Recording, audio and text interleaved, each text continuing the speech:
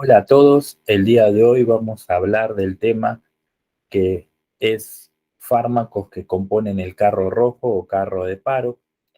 Vamos a ver que este instrumento es muy importante y lo van a encontrar en todas las guardias, en diferentes lugares en los hospitales y sanatorios. Es muy interesante y muy importante porque vamos a decir que es una unidad rodante que tiene una función. La función principal es concentrar todo el equipo, el material y los medicamentos para realizar las maniobras de reanimación cardiopulmonar y cerebral. Es decir, todo el material que nosotros necesitamos rápidamente va a estar organizado, va a estar concentrado en un carro, el cual tiene rueditas, el cual va a ser llevado, desplazado en cualquier lugar de ese sanatorio o de ese hospital donde estemos trabajando. Entonces, es muy importante conocer cómo está conformado, qué tiene, qué elementos, qué instrumentos, qué medicamentos son los que podemos encontrar. Vamos a ver que está ubicado en lugares de fácil acceso que permitan su desplazamiento.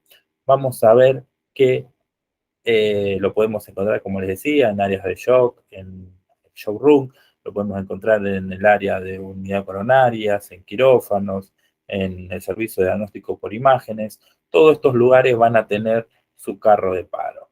Una de las cosas también importantes es que esté cerca de una toma de corriente eléctrica, ya que el desfibrilador siempre tiene que estar cargado, siempre tiene que estar disponible con su carga.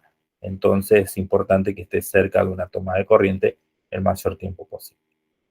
Vamos a ver que acá podemos ver lo que viene en diferentes formas, en diferentes colores, pero siempre está con la misma disposición y la misma instrumentos. Vamos a ver que en la parte superior vamos a encontrar un lugar donde va a ir el monitor, el desfibrilador, vamos a ver que tiene ganchos para poner las diferentes soluciones, también material eh, para el monitoreo. Vamos a ver que en la parte frontal, que es la que más nos interesa, vamos a tener diferentes cajones de diferentes tamaños. Pueden tener 4, pueden tener 5, pero los principales vamos a ver que eh, son estos cajones que tienen un orden en lo que vamos a encontrar. En la parte posterior también podemos encontrar la tabla para RCP, tenemos también lugar para poner tubos de oxígeno portátiles que pueden estar en los laterales o pueden estar atrás. Y bueno, y también tenemos descartadores, basureros, etcétera, que está todo localizado en este carro de paro. Pero lo más interesante, lo más importante para nosotros es los cajones. ¿Qué tiene cada uno de los cajones? ¿Qué vamos a encontrar? ¿Qué va a constar lo que tenemos ahí? En el cajón número 1 vamos a tener todos los medicamentos. El cajón número 2 vamos a tener todo material de consumo. En el cajón 3 todo lo que sería laringoscopio, guía metálica, cánulas nasales. Y en el cajón número 4 vamos a tener todo lo que serían las soluciones endovenosas, las bolsas de reanimación, es decir, eh, instrumentos que tienen gran tamaño. Por eso siempre los últimos cajones van a tener un tamaño mayor que los superiores. Vamos a ver que están divididos por diferentes eh, eh, cuadriculados donde vamos a encontrar los diferentes medicamentos. Y dentro de los medicamentos que vamos a encontrar en el cajón número 1, vamos a tener los que nos interesan a nosotros, que van a ser los del el paro cardiorrespiratorio, los que vamos a utilizar. Y como principal es la adrenalina. Vamos a ver también que van a venir de diferentes presentaciones, la mayoría de las veces son ampollas, y la cantidad que más o menos tendríamos que tener. Esto lo saqué desde una guía del hospital italiano de Buenos Aires, con lo cual está basado en ello. Vamos a ver que los medicamentos más importantes en el paro cardiorrespiratorio vamos a tener la adrenalina, la miodorona y la lidocaína, que en las guías lo vamos a encontrar, que son los que más se van a utilizar. Después también tenemos otros que nos pueden servir para otras patologías, como ser la atropina, dopamina, dobutamina, fenitoína, fentanilo, flumacemil, dexa, hidrocortisona, dinitrato isosorbide, nitroglicerina, la furosemida, el midazolam, y bueno, gran cantidad de medicamentos que pueden contener este carro de paro, que va variando también dependiendo de dónde esté localizado, de qué servicio sea. No es lo mismo un servicio de obstetricia que un servicio de unidad coronaria o un servicio de UTI. Vamos a tener algunas pequeñas diferencias, pero siempre los principales van a estar ahí. Después, en el cajón número 2, vamos a tener otros que serían los materiales descartables, las agujas, los abocas, los punzocat, los descartables del combustible punzante, electrodos, gases, y vamos a tener los macro y microgoteros. Bueno, vamos a tener diferentes materiales descartables que van a estar en el cajón número 2 y ahí es donde los tenemos que encontrar. En el cajón número 3 vamos a tener ya lo que sería la guía de Eichmann, los laringoscopios con sus diferentes ramas, diferentes máscaras laringia, los tubos, los de aspiración, tubos endotraqueales, tubuladura, es decir, todo lo que está muy relacionado con la vía aérea. Y en el último cajón, el 4, vamos a tener todo lo que serían las diferentes soluciones, desde agua destilada, bicarbonato, dextrosa, mannitol, soluciones fisiológicas. Vamos a encontrarlo en el cajón número 4. Acá tenemos las diferentes soluciones. Y bueno, en relación a los fármacos que se van a utilizar en el paro cardiorrespiratorio, vamos a tener 3 que son los más importantes.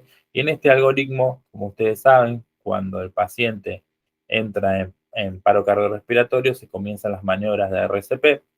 Vamos a, luego que llegue el desfibrilador, que sería el carro de paro, llega al lugar donde está ese paciente, se va a utilizar el desfibrilador para ver qué tipo de ritmo tiene. Y que ustedes saben, lo podíamos dividir en 2 grandes grupos, los desfibrilables y los no desfibrilables. Los desfibrilables, como ser la fibrilación y la taquicardia ventricular sin pulso, nosotros lo primordial va a ser realizar la descarga, mientras que los no desfibrilables, luego, es decir, después, junto con el RCP, después que supimos que es un ritmo no desfibrilable, lo que nosotros vamos a hacer es administrar la adrenalina. En los ritmos desfibrilables, la adrenalina va a administrarse después de la segunda descarga, mientras que en los ritmos no desfibrilables lo vamos a tener en el inicio. Si vemos que es un ritmo no desfibrilable, administramos la adrenalina y lo vamos a ir repitiendo luego de realizar el RCP las veces que sean necesarias hasta que venga el paciente la reanimación, es decir, retorne a la circulación espontánea. En cambio, en los desfibrilables, como les decía, lo vamos a utilizar después de la segunda descarga, y después, si no hay reversión, vamos a empezar a utilizar otros fármacos que son la miodorona o la lidocaína. Entonces, como ven, 3 son los fármacos que vamos a utilizar: la adrenalina, la miodorona y la lidocaína en su defecto. Vamos a ver entonces algo de información, principalmente farmacológica, de estos 3 fármacos. La adrenalina, como ustedes saben, normalmente en nuestro cuerpo esta catecolamina se libera, la glándula suprarrenal principalmente va a ser la encargada de la liberación, pero nosotros también la podemos administrar en forma exógena. ¿Cómo actúa? Bueno, actúa sobre los receptores alfa y beta adrenérgicos, es un potente estimulante de estos receptores, un agonista, que tiene un efecto principal sobre el corazón, aumentando el efecto, aumentando la acción inotrópica y cronotrópica, es decir, la frecuencia y la fuerza de contracción. Vamos a ver que va a producir en ciertos lechos vasculares, y depende de la dosis, vasoconstricción, principalmente actuando sobre receptores alfa, y también a nivel de los bronquios va a producir broncodilatación actuando sobre receptores beta 2, lo mismo que a nivel del hígado, lo que va a aumentar la glucogenólisis. Vamos a ver que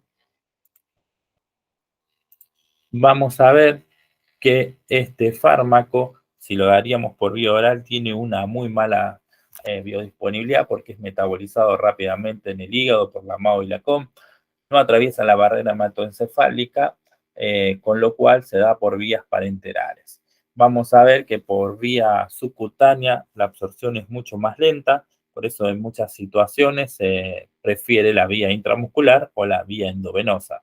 Tiene una vida media muy corta, como vemos es rápidamente metabolizado, y los inicios de acción por vía endovenosa son muy rápidos. En el paro cardiorrespiratorio, nosotros lo que vamos a hacer es administrar 1 miligramo entre 3 a 5 minutos, y cuando administramos el miligramo de adrenalina, rápidamente nosotros vamos a hacer un bolo de solución fisiológica para que llegue más rápido a la circulación cardíaca, principalmente para que haga su efecto.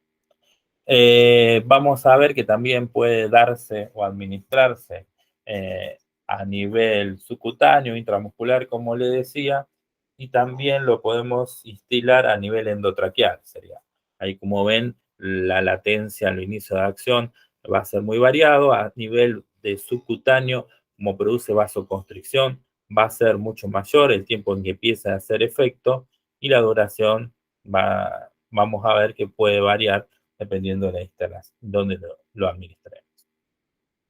¿Cómo lo vamos a utilizar? Bueno, como les decía, en los protocolos de la reanimación cardiopulmonar, lo podemos utilizar en shock con hipotensión que no responde a fluidos, en las crisis asmáticas muy severas, es decir, paciente con dificultad respiratoria, o el shock anafiláctico, también sería algunos de los usos, o pacientes que están muy críticos, lo podemos utilizar principalmente por vías parenterales, endovenosa. Generalmente va a tener efectos adversos, pero como les digo, los efectos adversos van a ser en relación al uso que tengamos. No es lo mismo un paciente que esté en paro cardiorrespiratorio que uno lo administremos en otro tipo de pacientes. Generalmente en ese caso, estos efectos no lo vamos a ver, pero pueden dar temblor, ansiedad, cefalea, pueden llevar a arritmias, principalmente fibrilación ventricular, crisis hipertensiva, que pueden llevar hasta hemorragias cerebrales si lo administraríamos en un paciente que no está en paro cardiorrespiratorio o que no tendría esas alteraciones.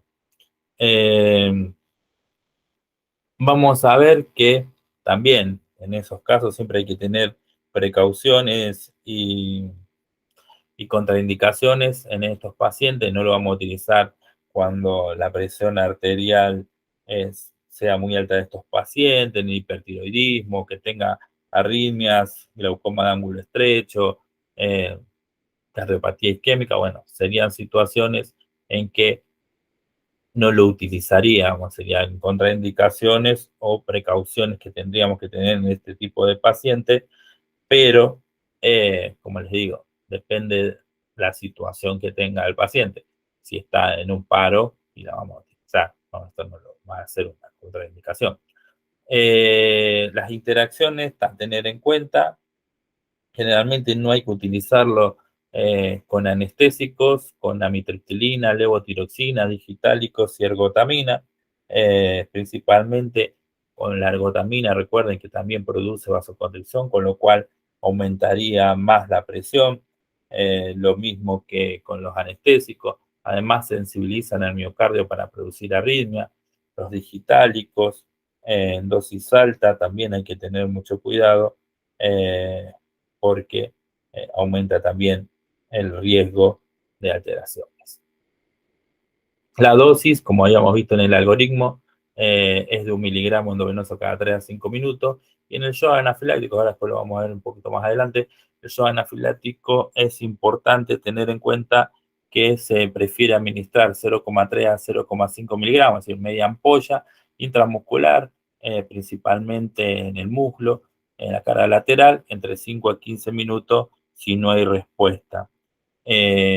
Principalmente es el A del tratamiento, por eso es la adrenalina lo más rápido que va a actuar. Principalmente en shock anafiláctico, en el que vamos a tener hipotensión, vamos a tener el edema a nivel glótico o a nivel de las vías respiratorias. Después también se pueden dar por vía endovenosa, ir dándolo por perfusión continua y ahí vamos a ir titulando según el estado clínico del paciente. También otra de las cosas importantes es que hay que tener en cuenta que atraviesa la lactancia y la placenta, así que en mujer embarazada hay que tenerlo en cuenta porque al pasar la placenta aumenta la frecuencia en el feto, la frecuencia cardíaca, y también produce irritabilidad en el lactante si pasaría. Pero bueno, serían indicaciones que podrían administrarse en un paciente que no sea el paro cardiorrespiratorio. Y para diferenciar un poco la noradrenalina, o para tenerlo en cuenta también, la noradrenalina, yo la agregué que también es un potente agonista de los receptores alfa, pero con menor acción sobre los receptores beta, por lo que producen un incremento de la frecuencia y la contractilidad del corazón más leve. A su vez, una de las cosas que sí es un potente vasoconstrictor, principalmente en todo lo que serían los lechos de resistencias, como ser esplénico, hepático, entonces va a reducir el flujo sanguíneo en todos los órganos, así que hay que tenerlo en cuenta. En cambio, la adrenalina tenía un efecto vasodilatador, dependiendo de la dosis, por los receptores beta 2. La noradrenalina no, generalmente lo más importante es que produce vasoconstricción.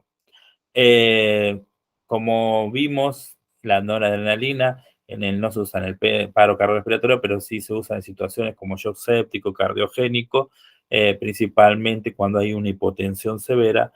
Ahí nosotros lo podemos utilizar, y principalmente siempre de acuerdo y el control hemodinámico del paciente, sería, viendo la respuesta que va a tener. Los efectos adversos son hipertensión, cefalea, arritmia, como le había dicho antes, puede producir hasta necrosis de miocardio si la administración es prolongada y alta. Hay que tener en cuenta que si se extravasa de las venas va a producir necrosis de los tejidos. Realmente ahí la fentolamina es importante para utilizarla, para evitarlo. Y bueno, la farmacocinética, igual que la adrenalina, es metabolizada rápidamente por la MAO o la COM por vía oral, por eso se prefiere administrar por vía endovenosa. Siempre hay que tener en cuenta todo lo que vimos antes, paciente hipertenso, angina de pecho, arritmia, bueno, todo esto lo va a complicar mucho más, así que hay que tenerlo en cuenta. Algunas interacciones también, los anestésicos, los antidepresivos tricíclicos, ergotamina, la atropina es una interacción a tener en cuenta porque bloquea los receptores muscarínicos. Normalmente, como produce vasoconstricción, se libera o se activa el parasimpático y disminuiría la frecuencia cardíaca. En el caso que haya atropina, bueno, esto no se va a producir y va a tener un efecto mayor sobre el gasto y sobre la presión. Normalmente se administra por vía endovenosa y, bueno, alguna de las cosas que habíamos visto era comenzar con 0,1 miligramos kilogramo minuto e ir ajustando o aumentando la dosis posteriormente. La norepimetrina o la noradrenalina la vamos a encontrar en ampollas de 4 gramos por mililitro. Principalmente, como pueden ver acá, esta es una forma de diluirlo para luego administrarlo. Pero como vimos, siempre hay que ir evaluando la respuesta del paciente. Bueno, como les decía, los otros dos fármacos que pueden utilizarse después de la tercera descarga son la miodorona, que en la primera vez que se administra son 300 miligramos, y si llega nuevamente a otra segunda dosis que podemos administrar, van a ser de la mitad, 150 miligramos. Y la lidocaína puede administrarse si no hay amiodorona, o administramos una u otra, y preferentemente las dosis van a ser de 1 a 1,5 miligramos por kilogramo, y la segunda dosis la mitad, un 0,5 a 0,75. Vamos a ver entonces que hay que recordar un poco de los antiarrítmicos, que había una clasificación que nosotros teníamos dependiendo de dónde iban a actuar. Ese es el potencial de acción. Tenemos una fase 0 en el cual hay una entrada masiva de sodio, luego una fase 1 donde hay salida de potasio, luego en la etapa 2 entra calcio, donde está la etapa de meseta, luego sale potasio de las células. Esto va a hacer que podamos clasificar los diferentes fármacos en diferentes clases. Vamos a tener los clase 1 que van a actuar sobre los canales de sodio bloqueándolo. Los clase 2 son los beta bloqueantes que van a actuar bloqueando los receptores beta a nivel del corazón. Los fase 3, ahí el que está la miodrona, que bloquea los canales de potasio, actúa en esta etapa. Y los clase 4 de la clasificación de Van Gandan Williams van a ser el verapamil y diltase, que son los bloqueantes de canales de calcio. Entonces, la miodorona, como les decía, es un antiarrítmico de clase 3, alarga el periodo refractario efectivo, aumenta la duración del potencial de acción, aumenta el intervalo QT, disminuye el automatismo, la conducción auriculoventricular, la excitabilidad global. A su vez tienen efectos sobre los receptores alfa y beta, y una de las cosas más importantes que en su estructura química tiene mucho yodo, con lo cual es importante porque interfiere en el metabolismo tiroideo con alteraciones en la T4 y en la T3. Así que hay que tenerlo en cuenta. Normalmente cuando se administra por vía oral, vamos a ver que la biodisponibilidad es del 50%, tiene una absorción incompleta y tiene un metabolismo a nivel intestinal y hepático alto, principalmente por la citocromo 3A4, con lo cual la vida media es bastante larga, es 35 a 110 horas. Recién para adquirir concentraciones plasmáticas máximas se necesitan 7 horas. Tiene alto volumen de distribución porque se deposita principalmente a nivel del tejido adiposo, así que hay que tener en cuenta eso. Como les decía, 200 miligramos y amiodarona contienen 75 miligramos de yodo. Y bueno, en situaciones cuando ya sea una falla en la función del hígado, bueno, hay que tener en cuenta y disminuir la dosis. Vamos a ver que se va a utilizar en lo que serían los ritmos desfibrilables, taquicardia ventricular y fibrilación ventricular sin pulso, cuando son refractarias, es decir, cuando ya se hicieron las 3 descargas, como les decía. Y también sirve para profilaxis de todo lo que sería arritmias supraventriculares o también para el tratamiento de arritmias supraventriculares. Principalmente la fibrilación auricular y el flúter auricular, vamos a ver que son más o son las más importantes para tratar. Y dentro de los efectos adversos que vamos a encontrar, van a ser efectos adversos cuando se da por vía endovenosa, como la hipotensión. Habíamos dicho que era un antagonista de los receptores alfa. Vamos a ver que produce bradicardia, puede dar bloqueos cardíacos, puede dar fibrosis pulmonar. Eso es interesante a tener en cuenta porque hay que suspender el tratamiento. Alteraciones en las hormonas tiroides, como les decía, que pueden llevar a suspender el tratamiento. Y una de las cosas que hay que hacer es controlar la función tiroidea cada 6 meses, más o menos. Otra de las cosas que va a producir van a ser alteraciones gastrointestinales, como siempre, náuseas, vómitos, diarrea, alteración del gusto. Bueno, son todas situaciones, aumento de las transaminasas, pueden dar exantema a nivel de la piel y fotosensibilidad, una decoloración de la piel que la hace más azul grisácea.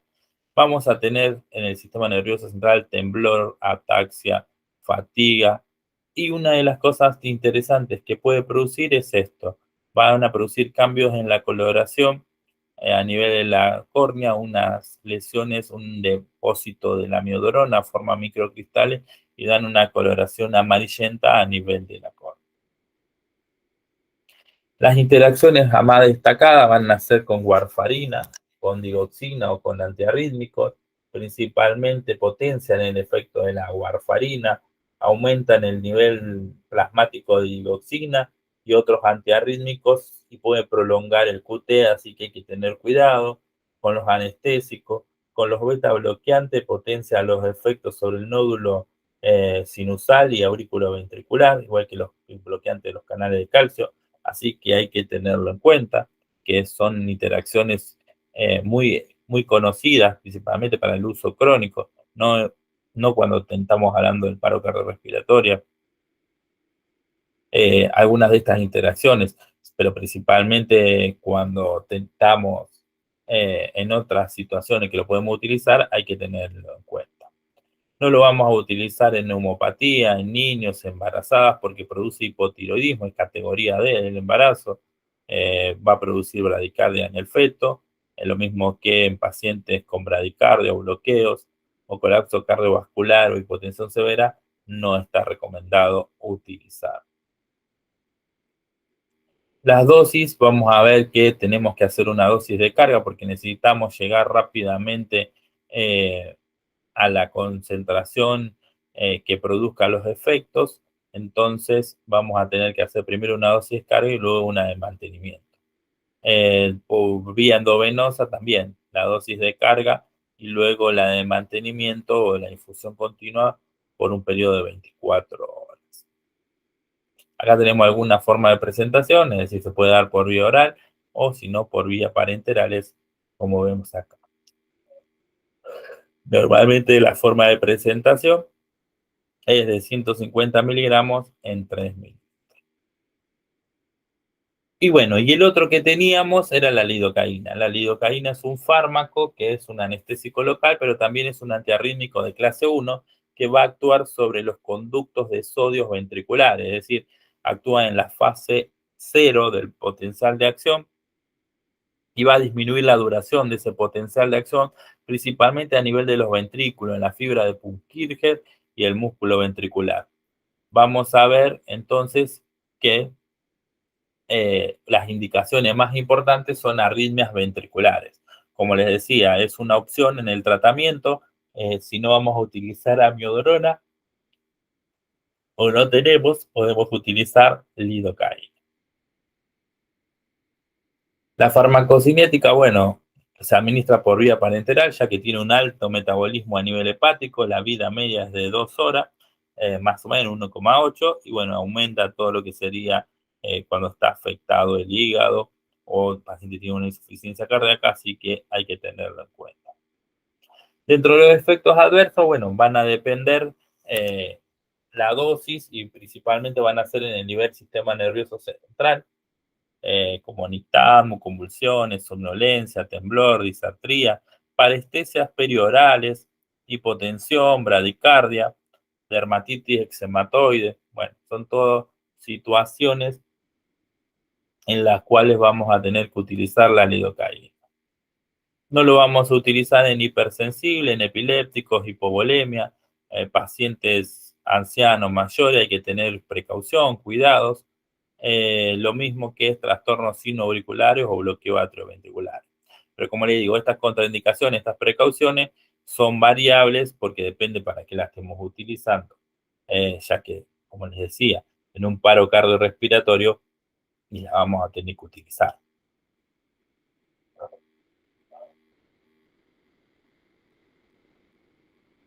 Luego, las interacciones más importantes a tener en cuenta son con propanolol, que aumenta la concentración de lidocaína en un 30%, potencia la fenitoína, depresión respiratoria por opiáceo, aumenta la concentración de carbidol y atorvastatina. Bueno, son algunas interacciones que se pueden encontrar con este fármaco. Y bueno, también lo mismo, nosotros necesitamos llegar rápidamente al compartimiento central, llegar a saturar y los compartimentos periféricos para que haga concentraciones suficientes para que produzca el efecto. Entonces, bueno, podemos hacer también un régimen de saturación durante 20-30 minutos y luego seguir una perfusión continua. Las lidocaínas entonces vienen en un 1%, 2% en 20 mililitros, es una forma de presentación. Y como les decía, nosotros la vamos a utilizar en lo que tiene que ver el paro cardiorrespiratorio, lo vamos a utilizar después de la tercera descarga, que vemos que no hay respuesta.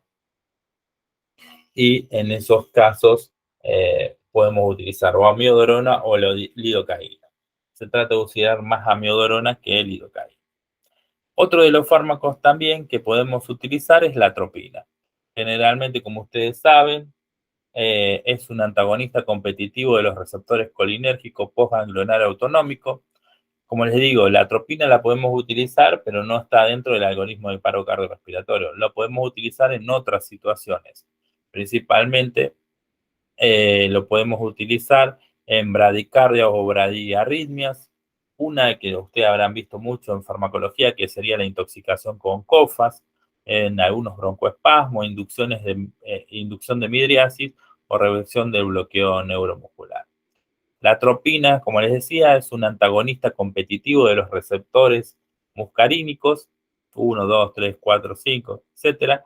Y la atropina se extrae de una planta que se llama tropa belladona, que tiene el nombre de belladona debido a que antes se utilizaba las mujeres para producir midriasis y embellecer su rostro porque producía una coloración rojiza a nivel de los pómulos.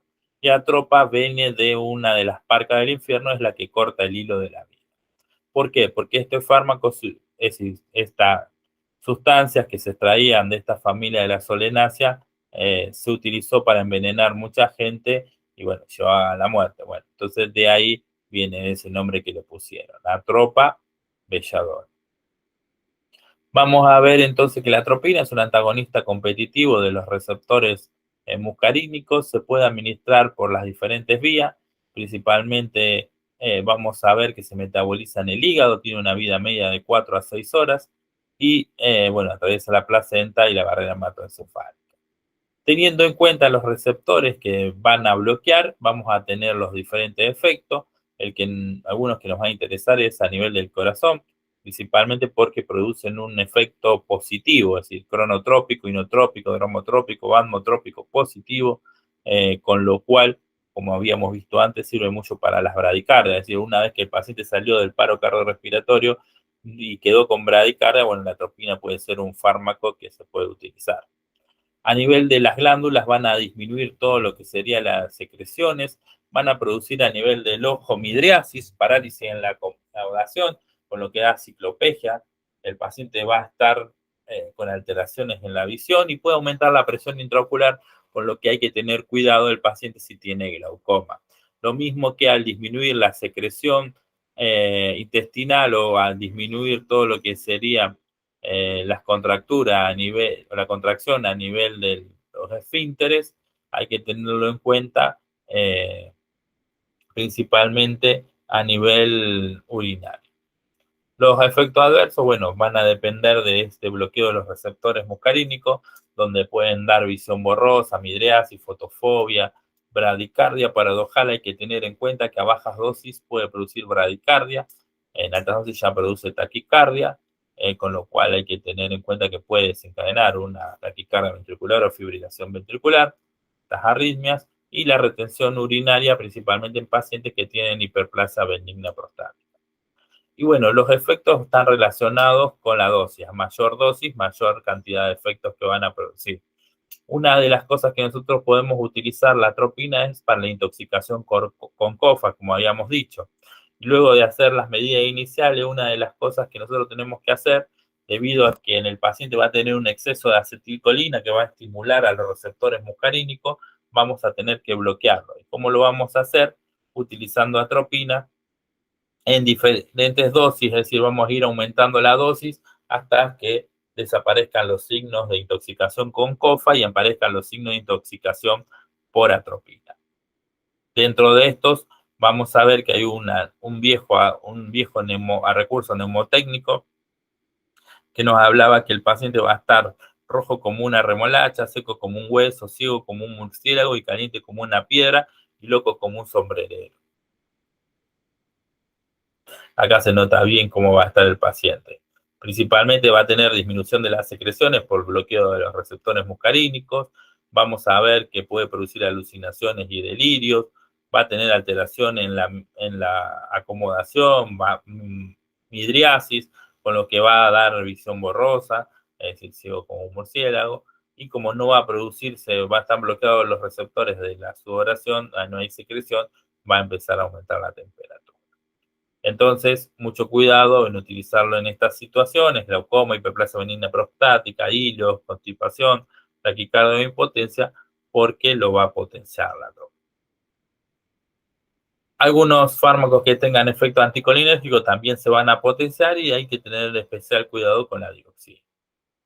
Normalmente vamos a necesitar una dosis entre 2 a 4 miligramos en un paciente adulto, pero también podemos utilizar dosis mayores cuando el paciente está intoxicado con COFA, por lo que habíamos hablado antes, que vamos a tratar de atropinizar a ese paciente. La presentación es 1 miligramo en 1 mililitro de atropina. Y también una cosa que me pareció interesante tener son los algoritmos de la anafilaxia. Como habíamos dicho, la adrenalina, que ya la vimos, es la más importante, es el pilar del tratamiento, pero también podemos utilizar corticoides y antihistamínicos, el ABC que se dice, pero siempre el más importante es la adrenalina. Dentro de los corticoides vamos a tener que recordar un poco, ustedes ya lo vieron en las clases anteriores, que los corticoides son fármacos que se administran exógenamente y tienen acciones similares al cortisol que se secreta normalmente en nuestro cuerpo. Los fármacos vamos a tener gran variedad, generalmente por cambios en su molécula, pero todos tienen de base el colesterol sería. Vamos a ver que tenemos la triamcinolona, dexametasona, prednisona, prednisolona, cortisona, betametasona. Bueno, son los diferentes corticoides que vamos a tener, que podemos administrar exógenamente. Pero ustedes saben que el cortisol se libera normalmente a las 8 de la mañana, su mayor cantidad, y luego a las 4 de la tarde hay un pico menor. Más o menos se liberan entre 10 a 20 miligramos día de cortisol. Todo esto es regulado por el eje hipotálamo, hipófisis suprarrenal. Como se acuerdan, la retroalimentación negativa, etc. Normalmente se secretan a nivel de la zona folicular de la corteza y vamos a ver que el mecanismo de acción por los que van a actuar van a ser mecanismos genómicos, es decir, los receptores están dentro de la célula. Vamos a ver que van a estimular y van a inhibir genes.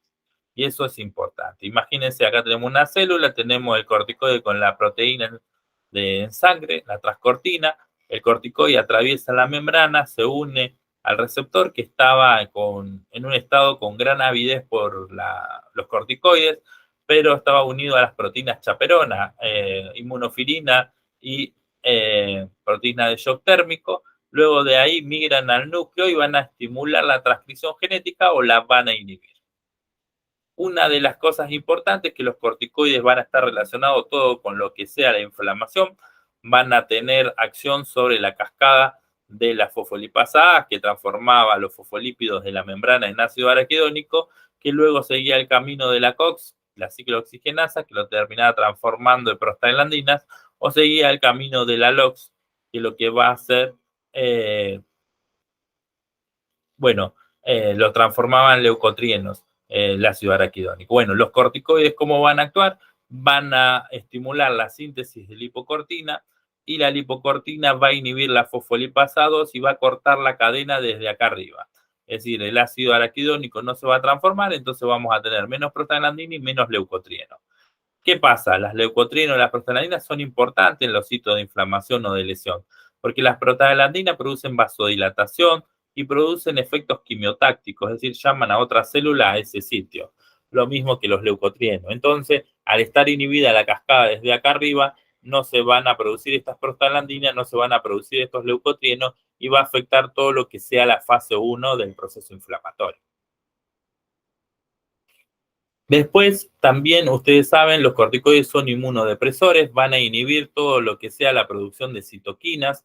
Esto es muy importante, por eso se usa mucho en trasplante de órganos en altas dosis, por lo cual vamos a ver que tienen un efecto o una reducción mayor sobre la inmunidad celular que la humoral. Si nosotros sacamos sangre a un paciente que está utilizando corticoides, vamos a ver que va a tener un aumento de glóbulos rojos y de neutrófilos. Y va a tener una disminución de linfocitos, meonocitos, eosinófilos, basófilos. Esto se debe a una redistribución a la médula ósea, también a una maduración y diferenciación inhibida. Y bueno, una de las cosas que les decía es que van a tener neutrófilos aumentados. Bueno, estos neutrófilos vamos a ver que son no funcionantes, es decir, no hay interleuquina, no hay citoquina para que los llamen al sitio de acción.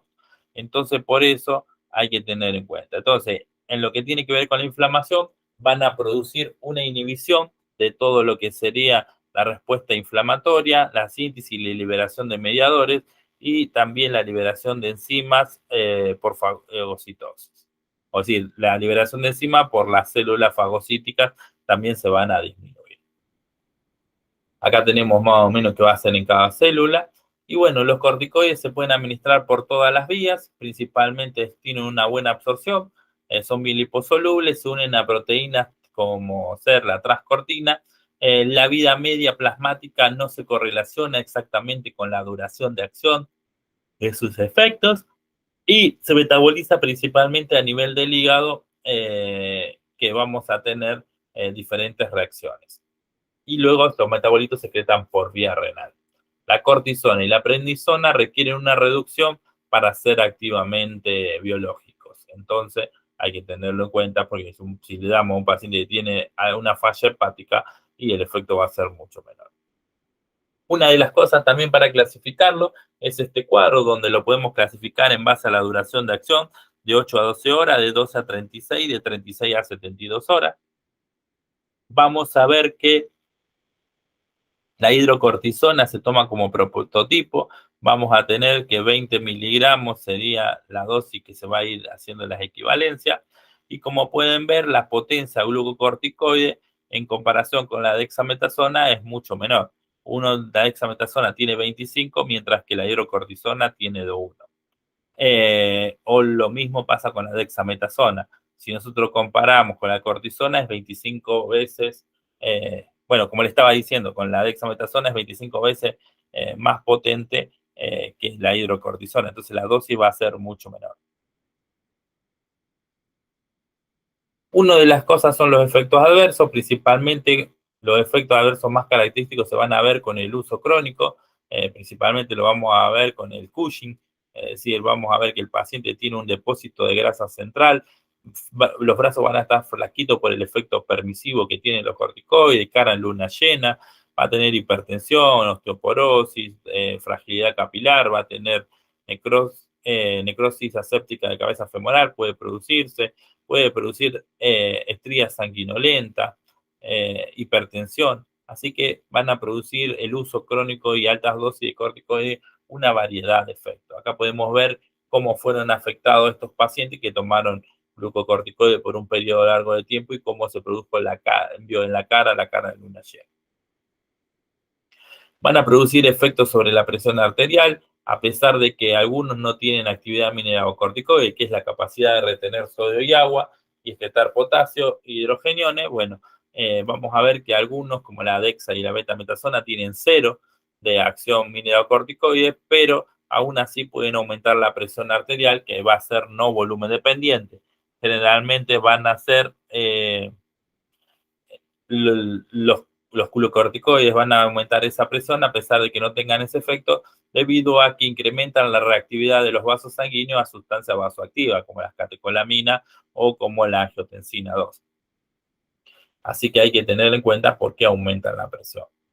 Pueden aumentar el riesgo de úlcera más si se combina con AINES, pueden producir alteraciones a nivel de los músculos, esto todo relacionado con el uso crónico, que pueden dar debilidad de los músculos proximales o atrofia, principalmente se ve más frecuente en glucocorticoides fluorados.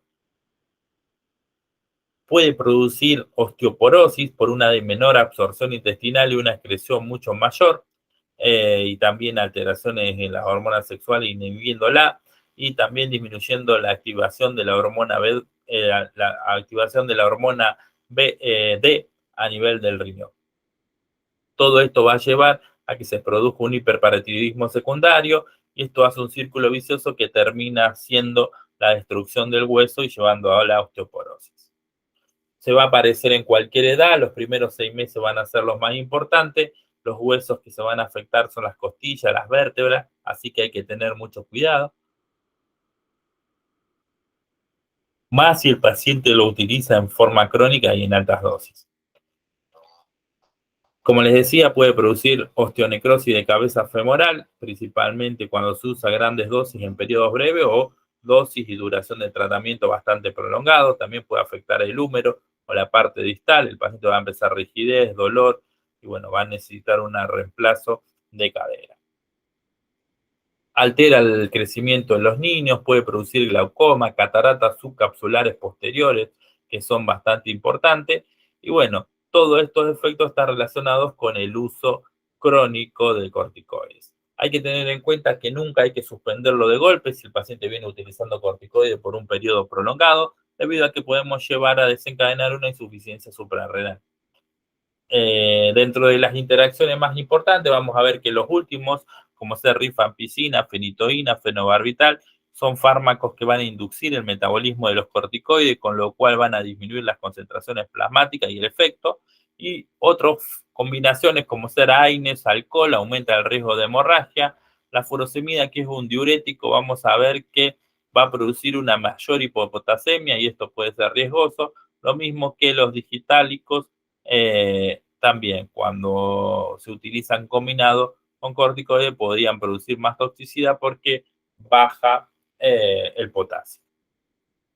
Y entonces esto puede desencadenar arritmias muy graves. Las precauciones y contraindicaciones, tener en cuenta siempre los pacientes hipertensos, diabéticos, insuficiencia cardíaco, que nosotros lo podemos utilizar, pero con ciertos cuidados que tenemos que llevar en cuenta. También hay que tener en cuenta las vacunas virus vivos atenuados, principalmente pacientes con insuficiencia hepática, alteraciones de la conducta, bueno, situaciones en las cuales hay que tener cuidado para administrar. Una de las cosas que habíamos visto era que el corticoide de la mayor liberación se produce a la mañana, con lo cual nosotros vamos a tratar de hacer lo mismo, es decir, dar la mayor dosis cuando el paciente, es decir, a la mañana temprano. También podemos utilizar días alternos, podemos utilizar principalmente titular la dosis para ver cuál es la dosis que produce el menor dolor que tiene el paciente. Así que vamos a ver que estos fármacos son muy importantes, ya que, como decía un viejo docente, son un traje de amianto contra el fuego. Es decir, nos van a servir en situaciones en las cuales la inflamación juega un rol muy importante, necesitamos una inmunosupresión, pero generalmente no son de curar tanto las enfermedades, salvo la insuficiencia suprarrenal aguda, la crónica y la hiperplasia suprarrenal congénita. Las demás enfermedades, la mayoría de las veces, es un tratamiento para parar los síntomas o la inflamación, pero no disminuye la enfermedad o no cura la enfermedad. Como pueden ver, hay una larga lista de usos que van a tener los corticoides. Lo que nos relaciona a nosotros van a ser todo lo que serían las reacciones alérgicas, el asma bronquial, que hay que tener mucho cuidado. Una de las que más utilizamos o que se utiliza y van a encontrar en el carro de paro es la hidrocortisona. Va a servir para reacciones adversas graves, empieza a actuar en 20 minutos. Las crisis asmáticas que no ceden, los edemas de glotis, lo podemos utilizar en hipoglicemias que no revierten, vasculitis necrotizante. Lo podemos utilizar también en el coma hipotiroideo, serían algunas de las situaciones en las que lo podemos utilizar. Vienen en frasco ampolla entre 100 miligramos y 500 miligramos, entre 5 o 10 mililitros. Y el otro que nos queda es la dexametasona, que es muy utilizado como antiemético en plan de quimioterapia. Lo vamos a utilizar en edema cerebral. Lo podemos utilizar también combinado con lidocaína para producir lo vamos a utilizar principalmente combinado, perdón, con diazepam y diclofenac en las lumbalgias. Lo vamos a poder utilizar para principalmente la triple D que nosotros decimos en las lumbalgias, y lo vamos a utilizar en adrenalina para lo que habíamos visto, la anafilaxia. Entonces, uno de el ABC. Pero como les decía antes, el corticoide lo que hace es o cómo comienza a actuar, tiene una latencia mucho más prolongada, con lo cual el que sí o sí es el más importante es la adrenalina. Nosotros con el corticoide, hasta que haga efecto, el paciente ya se nos murió. Entonces, en lo que es del shock anafiláctico, necesitamos sí o sí la administración de la adrenalina. Vamos a ver que en las dosis varían entre 0,5 a 10 miligramos día. Vamos a ver que en el yodo anafiláctico puede ser 1 a 6 miligramos por kilogramo, o 40 endovenosa cada 4 o 6 horas, o 20 endovenosa y luego 3 miligramos kilogramos, es decir, esto evaluando la respuesta. En el broncoespasmo podemos usar una ampolla, 8 miligramos, las meningitis, maduración pulmonar, antieméticos, bueno, tiene un montón de usos los corticoides y la dexametasona. Vamos a ver que puede venir comprimidos para vía oral, el dexameral, o la dexametasona que viene 8 miligramos en 2 mililitros en las ampollas. Otro que se usa también es el yodo anafiláctico, como les decía, tenemos la adrenalina, la difenidramina, que va a ser, y el corticoide, la dexa.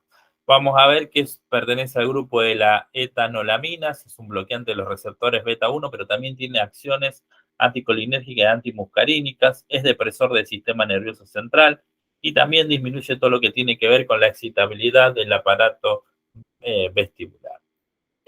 Vamos a ver que lo vamos a utilizar en todo lo que sería en las reacciones adversas, en las reacciones extrapiramidales inducidas por la fenotiazida, es decir, las reacciones adversas inducidas por estos antipsicóticos, principalmente las distonías, en las rinitis alérgicas, dermatosis, como les decía, en el tratamiento de los shock, la adrenalina, ahí lo vamos, junto con la adrenalina, ahí lo vamos a utilizar, en los síndromes vertiginosos y también en lo que tiene que ver los vómitos muy frecuentes en las mujeres embarazadas. Se administra por vía oral, parenteral, tiene buena absorción, se distribuye por todo el cuerpo, atraviesa la barrera hematoencefálica y se metaboliza en el hígado y los metabolitos se excretan con orina, lo cual tiene una vida media de 3 a 9 horas más o menos de efectos. Vamos a ver que el efecto más importante, el efecto adverso que va a tener va a ser la sedación. Los pacientes van a estar somnolientos, embotados, con incoordinación motora, visión borrosa, pueden hablar desorganizadamente, por eso hay que tener más cuidado en los pacientes ancianos. Como tienen efectos sobre los receptores muscarínicos, van a tener sequedad bucal, retención de orina, visión borrosa, así que hay que tenerlo bien en presente y pueden dar fotosensibilidad y dermatitis. No se va a administrar en pacientes con depresores del sistema nervioso central, como el alcohol, porque lo va a potenciar, en el glaucoma también, en los prematuros, recién nacidos y lactancia no es recomendado, y los antibióticos ototóxicos también tener cuidado. Las dosis van variando entre 25 y 50 miligramos 3 veces por día, máximo 300, y si no, intramuscular profunda en 10 y 50 miligramos. El nombre comercial más conocido, y ahí viene la B, es el Benadryl, la difenidramina, entonces viene en ampolla 10 miligramos en 10 miligramos mililitros, la ampolla tiene 5 mililitros, así que tiene 50 miligramos, o viene por comprimidos también 50 miligramos, o también vienen en jarabe y otras presentaciones. Y por último, para ir terminando, para que no se haga tan largo, algunos fármacos que se utilizan también en situaciones así de emergencia, que lo vamos a encontrar en el carro de paro, que es las benzodiazepinas. Las más conocidas son el lorazepam, diazepam y midazolam. En el estatus epiléptico podemos utilizarla como primera línea cuando las convulsiones no ceden. Y luego de ello podemos llegar a utilizar otros como la difenidantoína o la fenitoína, que sería el nombre de este fármaco, que lo podemos utilizar. Después podemos utilizar otros en lo que sería en el algoritmo diagnóstico. Las benzodiazepinas, bueno, el anillo benzodiazepínico, que fue descubierto, la primera benzodiazepina, el clordiazepóxido, fue descubierto por azar, y a partir de cambios de los radicales vamos a ir encontrando las diferentes benzodiazepinas. Lorazepam, diazepam, midazolam son los más conocidos y los que vamos a hablar. Principalmente el mecanismo de acción, si ustedes recuerdan, actuaban sobre las neuronas principalmente inhibitorias del sistema nervioso central, actúa sobre los receptores GABA. Vamos a ver que el receptor GABA es un canal iónico donde deja entrar el cloro cuando se abre, y va a tener diferentes subunidades donde por un lado se va a unir el GABA, que sería entre la alfa y la beta, mientras que por el otro lado se va a unir entre la alfa y la gamma las benzodiazepinas. Esto va a ser importante porque actúa alostéricamente, estimulando el aumento de la apertura, la frecuencia de apertura del canal, con lo cual va a dejar el canal que se abra por segundos mucho más tiempo, es decir, muchas más veces. Vamos a ver que la benzodiazepina, si por sí sola, si no hay GABA, no va a abrir el canal, a diferencia de los barbitúricos. Eso también es una de las cosas muy interesantes porque hace que tenga un índice terapéutico muy alto. Vamos a ver el canal, que no solamente actúan las benzodiazepinas, sino que pueden actuar los barbitúricos, los anestésicos generales, el alcohol y otras sustancias, pero bueno, a nosotros lo que más nos interesa es en el sitio donde actúan las benzodiazepinas.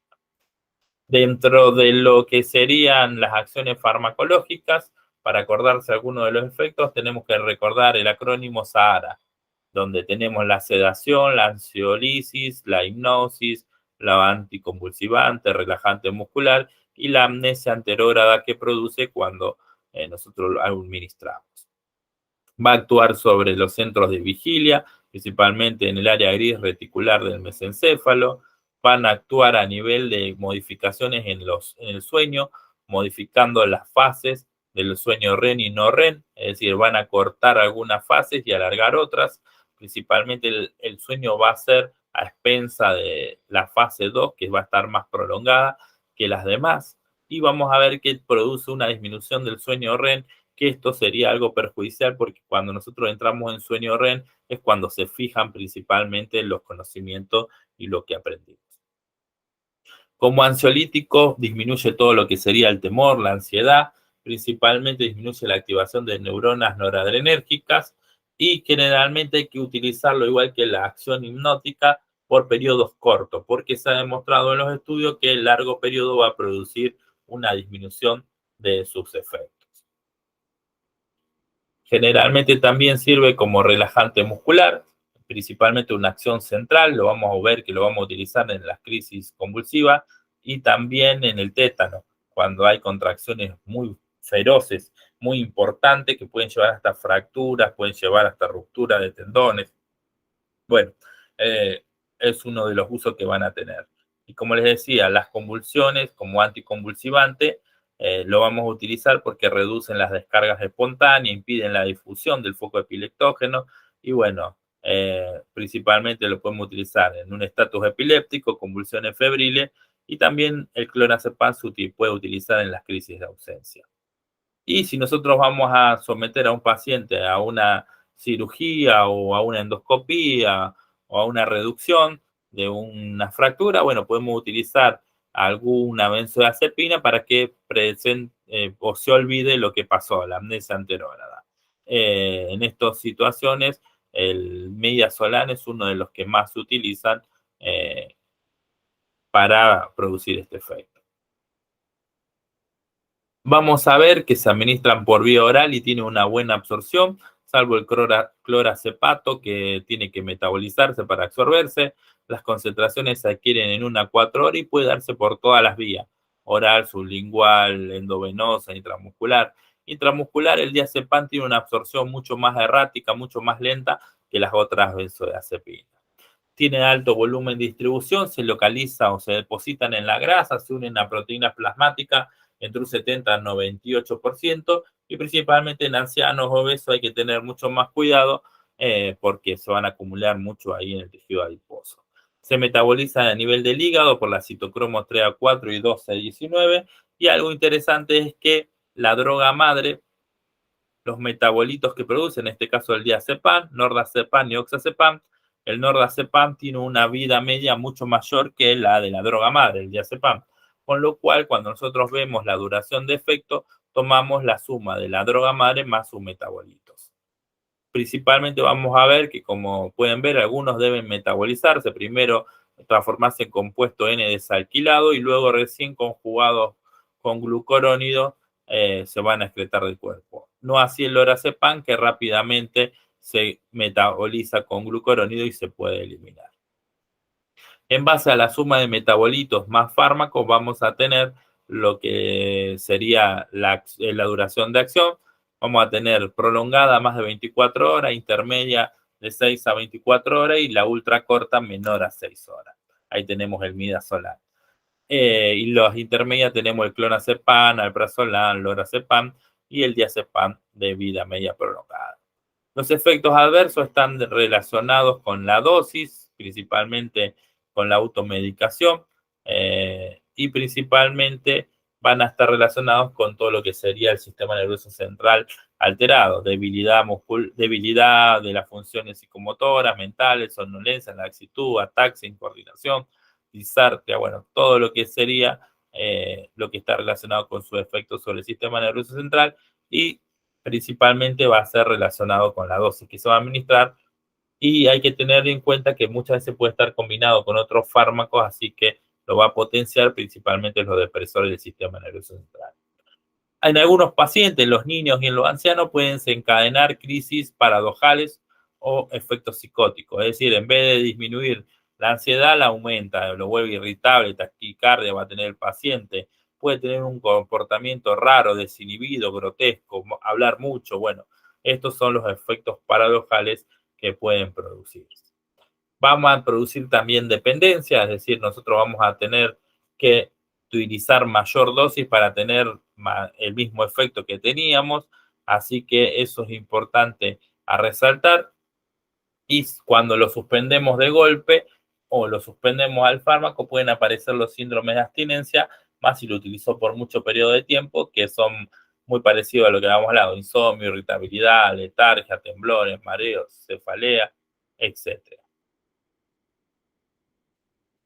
Bueno, como les decía, todos los depresores del sistema nervioso central van a potenciarse, la inducción, los inhibidores de la citocromos 3A4 van a también aumentar las concentraciones plasmáticas, como el jugo de pomelo, la eritromicina, la isoniazida, y los que estimulan o que son inductores enzimáticos de la 3A4 van a disminuir los niveles de benzodiazepina, como ser la rifampicina y la carbamazepina. Hay que tener en cuenta la sobredosis. Generalmente la muerte por benzodiazepina tiene que tener una dosis muy alta, no así si se combina con alcohol o con otro fármaco.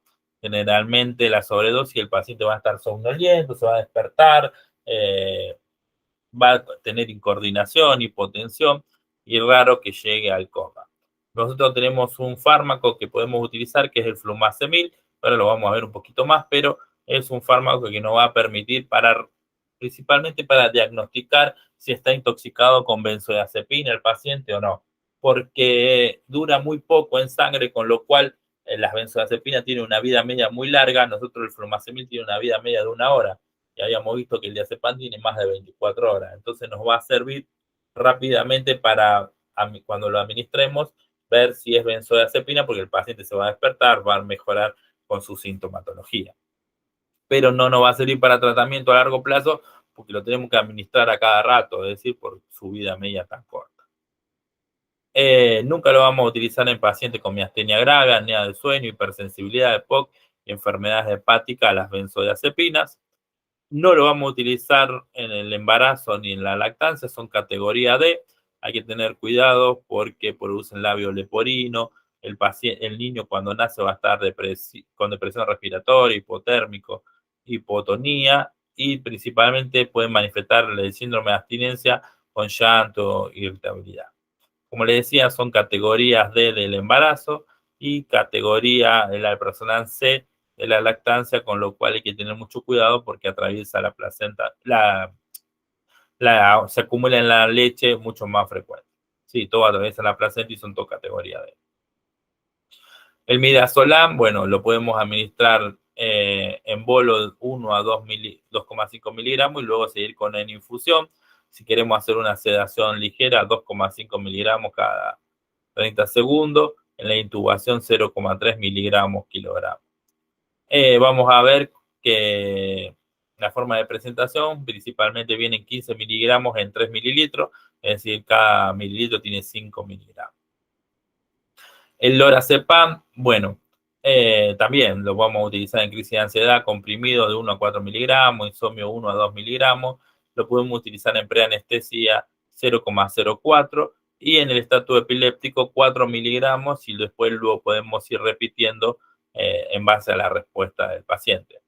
La forma de presentación son 4 miligramos en 1 mililitro.